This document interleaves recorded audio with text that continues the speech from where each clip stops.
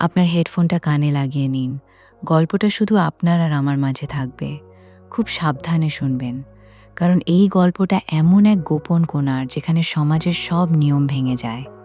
এটা এমন এক টানাপড়েনের গল্প যা আপনার আমার সবার জীবনের কোনো না কোনো গোপন অধ্যায়ের আয়না হতে পারে। আমি নন্দিনী, আমার বাড়ি বর্ধমান। আজ আপনাদের আমার জীবনের এমন একটা অধ্যায় বলবো যা হয়তো অনেকেই লুকিয়ে রাখেন, কিন্তু মনের ভেতরে তার আজ চিরদিন থেকে যায়। গল্পটা এমন কিছু অনুভূতি নিয়ে যা সময়ের সাথে সাথে গাঢ় হয়েছে। সমাজকে বুড়ো আঙুল দেখিয়ে মন আর শরীরকে এক অদ্ভুত নেশায় ডুবিয়ে দিয়েছে। আজ একটু হালকা সবুজ রঙের জামদানি পরেছি। স্নানের পর এমনিই তো গা ভেজা থাকে। শাড়ির আঁচলটা কাঁধ থেকে একটু আলগা হয়ে বুকের ভাঁজে এসে পড়েছে, ভিজে চুলগুলো পিঠের উপর ছড়ানো, আর থেকে থেকে মৃদু একটা ফুলের গন্ধ নাকে আসছে। আয়নার সামনে দাঁড়িয়ে যখন আঁচলটা ঠিক করছিলাম, তখন মনে হচ্ছিল কেউ যদি এখন এই লুকটা দেখতে পেত। এই বয়সেও আয়নায় নিজেকে দেখলে মনের ভেতরে কেমন যেন একটা দুষ্টুমি উকি দেয়। আমার স্বামী শুভ্র অফিসের কাজে প্রায়ই বাইরে থাকেন, তাই বাড়িতে একাকিত্ব আমার চিরসঙ্গী আমাদের বিয়ের। 10 বছর পার হয়ে গেছে, কিন্তু একঘেয়েই যেন পিছু ছাড়তে চায় না। আমি জানি এই পৃথিবীতে একাকিত্ব অনেক সম্পর্ককে নতুন করে জন্ম দেয়, অনেক লুকানো যাওয়াকে জাগিয়ে তোলে। আমার জীবনেও ঠিক সেটাই হয়েছে। এই গল্পটা শোনার পর যদি আপনাদের ভেতরেও কোনো গোপন ঢেউ খেলে যায়, তাহলে কিন্তু আমায় জানাতে ভুলবেন না। লাইক করে আর কমেন্ট বক্সে একটু হলেও নিজের মনের কথাগুলো লিখে জানাবেন। আর হ্যাঁ, চ্যানেলটা সাবস্ক্রাইব করে রাখলে এমন আরও অনেক গোপন গল্পের সাক্ষী হতে পারবেন। শুভ্র যখন অফিসের কাজে দিল্লি চলে গেল, তখন থেকেই আমার জীবনে এক অদ্ভুত শূন্যতা নেমে আসে।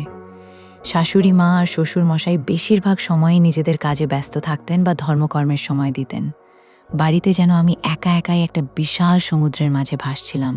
ঠিক তখনই সেই শূন্যতা ভরাট করতে এল শুভ্রর ছোট ভাই, আমার দেবর আকাশ। আকাশ তখন কলেজে পড়তো, একদম তাগড়া জোয়ান একটা ছেলে।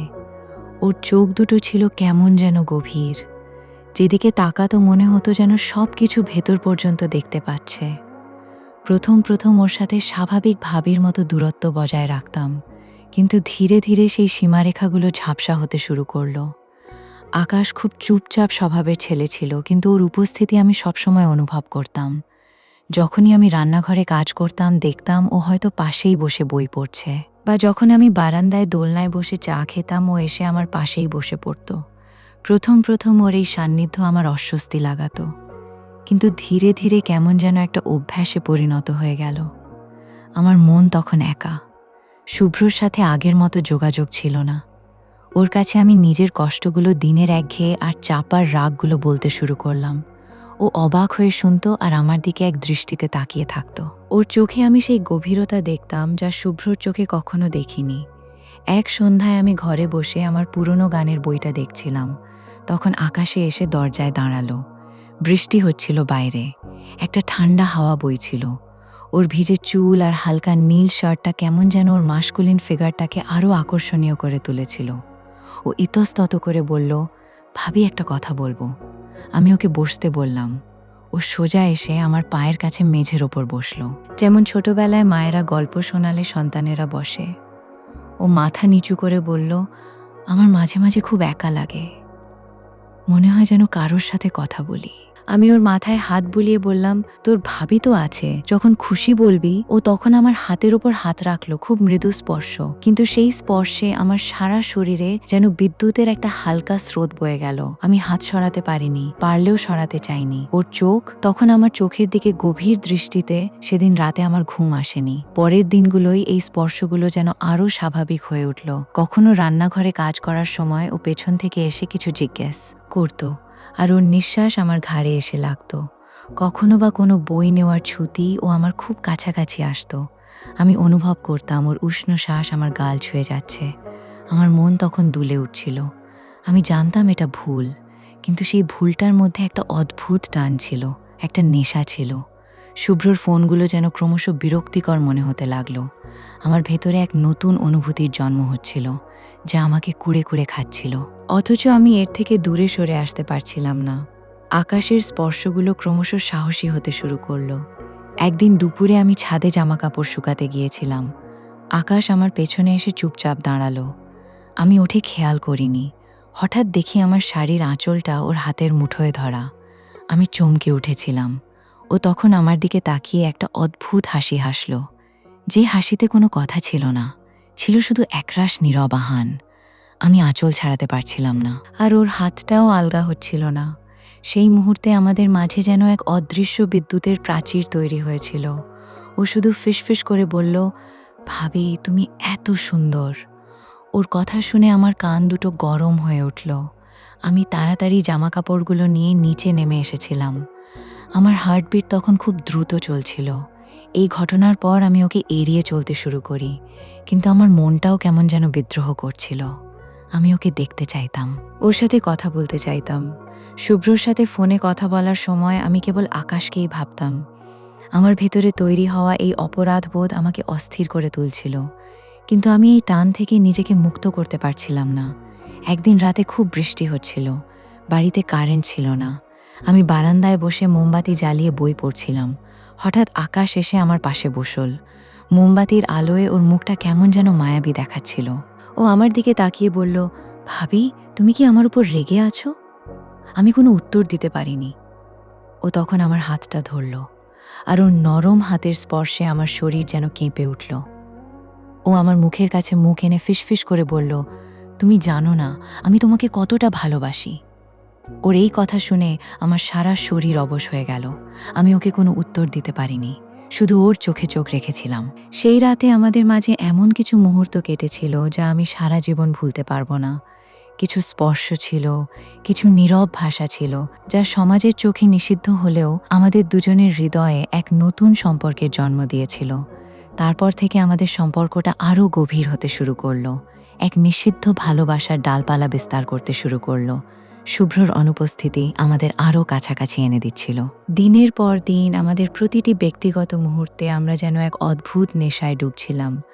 আকাশের চোখে আমি দেখতাম একটা উন্মাদ আকর্ষণ, আর আমার ভেতরেও সেই আকর্ষণটা প্রবলভাবে কাজ করত। আমরা জানতাম এটা ভুল, এটা অন্যায়, কিন্তু আমাদের মন আর শরীর তখন সব যুক্তির ঊর্ধ্বে চলে গিয়েছিল। মাঝে মাঝে মনে হতো আমি কি ভুল করছি, শুভ্রর প্রতি আমার কি বিশ্বাসঘাতকতা করা হচ্ছে না। কিন্তু আকাশের সান্নিধ্যে আমি এমন এক শান্তি খুঁজে পেতাম যা শুভ্রর সাথে থাকার সময় কখনোই অনুভব করিনি। আকাশ আমার দুর্বলতার সুযোগ নিতে শিখে গিয়েছিল। সে জানতো আমি একা, আমি ভালোবাসাহীনতায় ভুগছি। যখনই আমি নিজেকে গুটিয়ে নিতে চাইতাম, তখনই সে এমন কিছু করত বা বলতো যা আমাকে আবার তার দিকে টেনে নিয়ে যেত। এক রাতে সে আমাকে তার ফোনে কিছু ছবি দেখালো। ছবিগুলো আমার অজান্তেই তোলা হয়েছিল। যখন আমি হয়তো অগোছালোভাবে শুয়েছিলাম বা কোনো ব্যক্তিগত মুহূর্তে ছিলাম, সেগুলো কোনো অশ্লীল ছবি ছিল না, কিন্তু সেগুলো ছিল একান্তই আমার ব্যক্তিগত মুহূর্তের ছবি, যা বাইরের কেউ দেখলে আমার সম্মানহানি হতে পারত।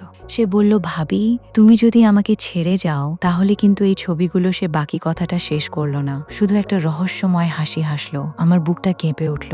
আমি বুঝলাম আমি এক অদৃশ্য জালে আটকা পড়েছি, যেখান থেকে আমার বের হওয়ার কোনো উপায় নেই। ভয় আর ভালোবাসার এক অদ্ভুত মিশ্রণ আমাকে ঘিরে ধরল। আমি তখন নিরুপায়, অসহায়। আমার জীবনটা তখন এক অদৃশ্য সুতোর উপর ঝুলছিল। একদিকে অপরাধ বোধ, ভয় আর সমাজের চোখে ধরা পড়ার আশঙ্কা, আরেকদিকে আকাশের প্রতি এক তীব্র আকর্ষণ। দিনের পর দিন আমি এই মানসিক টানাপড়েনের মধ্যে ডুবে যাচ্ছিলাম। আমার হাসি, আমার কথা, আমার প্রতিটি কাজ যেন একটা মুখোশের আড়ালে ঢাকা পড়ে গিয়েছিল। রাতে যখন একা বিছানায় শুয়ে থাকতাম, তখন নিজেকে প্রশ্ন করতাম, আমি কি করছি? আমি কেন এই পথ বেছে নিলাম? কিন্তু আমার মনের ভেতরে সে নিষিদ্ধ প্রেম আমাকে কোনো উত্তর দিত না, কেবল আরও গভীরে টেনে নিয়ে যেত। একদিন শুভ্রর ফোন এল। সে হঠাৎ করেই ফিরে আসছে। আমার বুকটা ধড়ফড় করে উঠল। আমি আকাশকে বললাম, শুভ্র আসছে, এখন কি হবে? আকাশ তখন আমার দিকে তাকিয়ে শুধু একটা হাসি হাসলো। সেই হাসি দেখে আমি ভয়ে কাঠ হয়ে গেলাম। শুভ্র ফিরে আসার পর আমি নিজেকে গুটিয়ে নিলাম। আকাশের সাথে দেখা হলে আমি তাকে এড়িয়ে যেতাম, কিন্তু ওর নীরব দৃষ্টি, ওর হাতের ইশারা আমাকে সবসময় মনে করিয়ে দিত আমাদের গোপন সম্পর্কের কথা। আমার জীবনটা তখন এক জীবন্ত নরকে পরিণত হয়েছিল। আমি শুভ্রর সাথে স্বাভাবিক হতে পারছিলাম না, আর আকাশের কাছ থেকেও দূরে থাকতে পারছিলাম না। কিছুদিন পর আমি বুঝতে পারলাম এই সম্পর্ক আমার জীবনকে ধ্বংস করে দিচ্ছে। আমি মানসিকভাবে খুব ভেঙে পড়ছিলাম। আমার ভেতর থেকে শুভ্রর প্রতি ভালোবাসাটা মরে যাচ্ছিল, আর আকাশের প্রতি আকর্ষণটাও ঘৃণায় পরিণত হচ্ছিল। আমি জানতাম আমাকে এই বিষাক্ত সম্পর্ক থেকে বেরিয়ে আসতে হবে। একদিন আমি আকাশকে ডেকে কঠোর গলায় বললাম, আকাশ, এই সম্পর্কটা আর চালানো যাবে না। এটা ভুল। এটা আমাদের পরিবারের সম্মান নষ্ট করবে। তুমি আমার ছবিগুলো ডিলিট করে দাও। আর আমরা যেন আর কখনো এমন কিছু না করি। আমার কথা শুনে আকাশ প্রথমে অবাক হয়েছিল। তারপর তার চোখে এক অদ্ভুত রাগ আর হতাশা দেখতে পেলাম। সে আমার দিকে তাকিয়ে হাসল, একটা কর্কশ হাসি। তারপর কোনো কথা না বলে চলে গেল। সেদিন থেকেই আমি ধীরে ধীরে নিজেকে মুক্ত করতে শুরু করলাম। শুভ্রর সাথে আবার নতুন করে সম্পর্ক তৈরি করার চেষ্টা করলাম। জানি এই পথে অনেক কাটা আছে, অনেক বাধা আছে, কিন্তু আমি বুঝেছিলাম জীবনটা এক অদৃশ্য সেতুর মতো, যেখানে প্রতিটি পদক্ষেপ সাবধানে ফেলতে হয়। আজকের এই গল্পটা আমি আপনাদের কাছে বললাম, কারণ আমি চাই না অন্য কারোর জীবনে এমন ভুল হোক। সমাজের বেঁধে দেওয়া সীমারেখাগুলো হয়তো কখনো কখনো কঠোর মনে হয়, কিন্তু তার পেছনে এক গভীর সুরক্ষার ব্যবস্থা থাকে। এক মুহূর্তের ভুল বা এক গোপন ভালোবাসা দীর্ঘমেয়াদী কষ্ট আর অনুশোচনা নিয়ে আসে। নিজের মনকে নিয়ন্ত্রণ করা খুব কঠিন, বিশেষ করে যখন আবেগ আর শারীরিক আকর্ষণ এতটাই তীব্র হয়। কিন্তু এই নিয়ন্ত্রণই আমাদের মানবিকতাকে বাঁচিয়ে রাখে, আমাদের সম্পর্কগুলোকে পবিত্র রাখে। নিজের সিদ্ধান্ত ভেবে চিনতে নিন, কারণ কিছু ভুল শুধরানো যায় না, তার দাগ মনের মধ্যে চিরদিন থেকে যায়। জীবনটা নিজের হাতে গড়ার দায়িত্ব আপনারই।